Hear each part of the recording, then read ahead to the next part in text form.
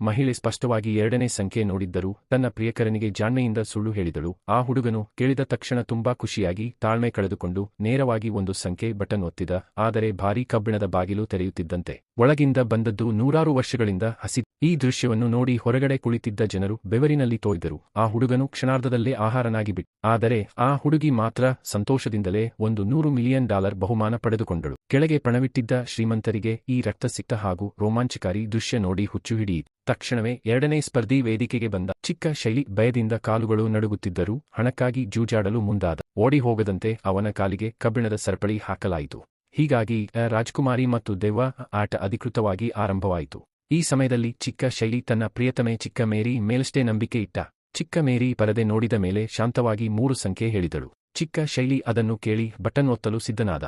ಆದರೆ ಆ ಸಮಯದಲ್ಲೇ ಅವನ ಆಪ್ತ ಸ್ನೇಹಿತ ಓಡಿ ಬಂದು ಜೋರಾಗಿ ಎರಡನೇ ಸಂಖ್ಯೆ ಅಂದನು. ಅವಳು ಹುಚ್ಚಿನಂತೆ ವಿಶ್ಲೇಷಣೆ ಮಾಡುತ್ತಾ, ಹಿಂದಿನ ಬಲಿಯಾಗಿದ್ದವನು ಹೆಂಗಸಿನ ಮಾತು ಕೇಳಿ ಸಿಂಹದ ಆಹಾರನಾಗಿದ್ದಾನೆ ಎಂದಳು. ಚಿಕ್ಕ ಶೈಲಿಯ ಮನಸ್ಸು ತಕ್ಷಣವೇ ಗೊಂದಲಕ್ಕೆ ಸಿಲುಕಿತು. ಒಂದು ಕಡೆ ಪ್ರಿಯತಮೆ, ಇನ್ನೊಂದು ಕಡೆ ಗೆಳೆಯ. ಯಾರನ್ನು ನಂಬಬೇಕು? ಆದರೆ ಸಮಯದ ಎಣಿಕೆ ವೇಗವಾಗಿ ಮುಗಿಯುತ್ತಿತ್ತು. ಕೊನೆಯ ಕ್ಷಣದಲ್ಲಿ ಚಿಕ್ಕ ಶೈಲಿ ಹಲ್ಲು ಕಡಿಯುತ್ತಾ ತನ್ನ ಗೆಳತಿಯ ಮಾತಿಗೆ ನಂಬಿಕೆ. ಬಾಗಿಲು ತೆರೆದಾಗ ಒಳಗೆ ಕಂಡದ್ದು